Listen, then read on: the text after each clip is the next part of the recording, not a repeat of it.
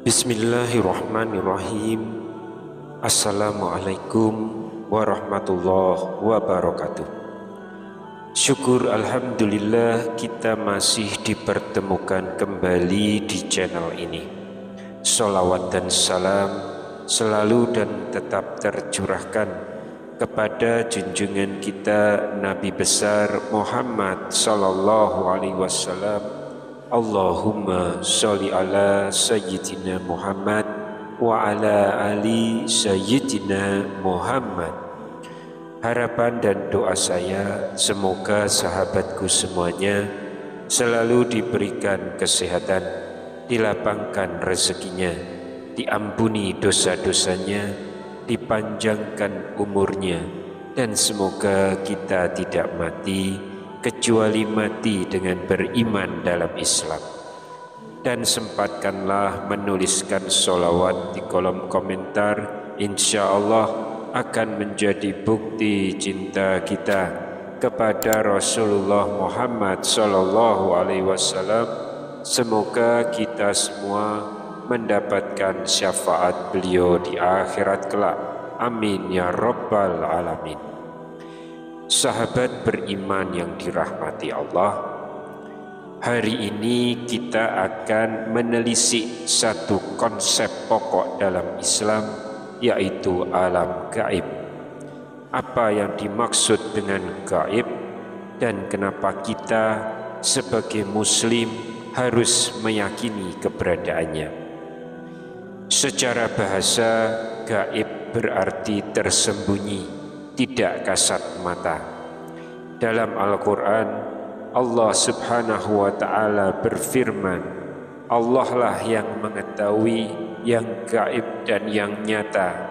Quran Surat Al-An'am ayat 73. Ayat ini menegaskan bahwa hanya Allah lah satu-satunya yang mengetahui hakikat semua yang tersembunyi, sementara kita makhluknya hanya melihat sekilas permukaan ciptaannya. Rasulullah sallallahu alaihi wasallam kemudian memperjelas rukun iman kedua yang harus kita pegang. Iman itu ialah engkau percaya kepada Allah, malaikatnya, kitabnya, rasulnya, hari kiamat, dan qadar, baik maupun buruknya. Hadis riwayat Muslim. Dalam sabda ini muncul percaya kepada yang gaib, adanya Allah, keberadaan malaikat, catatan amal, hingga kehidupan setelah mati. Semua ini tidak dapat kita sentuh atau lihat dengan mata kepala, tetapi iman mengharuskan kita meyakininya dengan penuh keyakinan. Mari kita lanjutkan menyingkap tingkatan gaib, mulai dari alam jin dan malaikat hingga barzah dan hari kebangkitan, agar semakin menguatkan iman dan amal kita. Yang pertama, apa itu gaib? Secara harfiah, gaib berarti tersembunyi. Ulama membagi gaib menjadi dua. Yang pertama, gaib hakiki atau mutlak, yaitu hanya Allah yang tahu mutlaknya. Contohnya, waktu terjadinya kiamat, isi hati seseorang, jumlah malaikat di langit, semua itu hanya Allah yang mengetahuinya. Lalu yang kedua adalah gaib idhofi atau relatif, yaitu sesuatu yang sebenarnya ada dan bisa dibuktikan eksistensinya, tapi indera kita belum bisa langsung menangkapnya. Contohnya, di satu masa dulu kita tidak bisa melihat atom, medan magnet, atau sinyal radio. Semuanya dianggap gaib. Kini teknologi taksonomi, mikroskop, radar, dan antena berhasil membuka gaib itu. Ini artinya gaib itu bertingkat. Apa yang sekali waktu gaib bisa jadi tidak lagi gaib seiring kemajuan ilmu. Lantas yang kedua, perubahan dari gaib menjadi sesuatu yang terlihat. Di tahun 80-an, dokter tidak bisa memastikan jenis kelamin janin di kandungan. Semua masih menebak-nebak. Saat itu, mengetahui jenis kelamin janin adalah gaib idhofi. Lalu datang USG atau ultrasound yang menembus rahim, memperlihatkan bayangan bayi, memudahkan dokter menjawab, ini anak laki-laki atau ini anak perempuan. Tak berhenti di sana, kini kita juga punya USG 4 dimensi, bahkan 5 dimensi, yang menghadirkan wajah dan gerakan janin seolah film yang nyata. Ini membuktikan dulu gaib, sekarang kita bisa mengintip. Kemudian penjelasan yang ketiga, mengimani yang gaib dalam Islam. Iman kita menurut rukun iman kedua adalah beriman kepada yang gaib. Allah berfirman, Allah lah yang mengetahui yang gaib dan yang nyata. Quran Surat Al-An'am ayat 73. Dan Rasulullah SAW juga bersabda, iman itu adalah engkau beriman kepada Allah, malaikatnya, kitabnya, rasulnya, hari akhir, dan qadar, baik maupun buruk. Hadis riwayat Muslim. Jadi percaya pada jin, malaikat, hari kiamat, surga, neraka, dan barzah bukan sekedar slogan, melainkan landasan keimanan kita. Yang keempat, alam jin, makhluk dari api. Jin adalah makhluk Allah yang diciptakan dari nyala api tanpa asap. Al-Quran mengajarkan, aku tidak menciptakan jin dan manusia kecuali untuk beribadah kepadaku.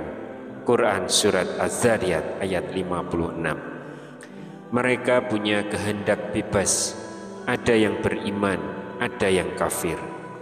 Surat Al-Jin ayat yang ke-11, di antara kami ada yang soleh dan di antara kami ada yang menyimpang. Pertanyaan menariknya, bagaimana jin bisa merasuki manusia?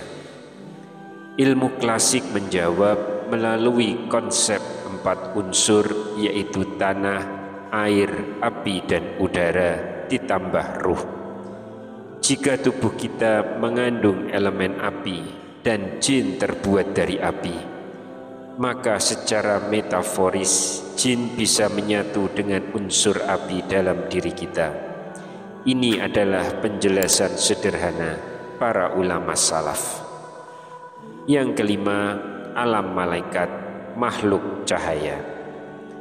Malaikat diciptakan dari cahaya. Allah menggambarkan dalam Quran Surat An-Nur ayat 35, ayat cahaya di atas cahaya adalah sebuah gambaran metaforis tentang lapisan cahaya yang tak terukur. Ilmuwan abad ke-10 seperti Al-Hazan atau Ibnu Al-Haytham meneliti optik dan cahaya, menggunakan kamera lubang jarum untuk memahami bagaimana sinar masuk ke mata.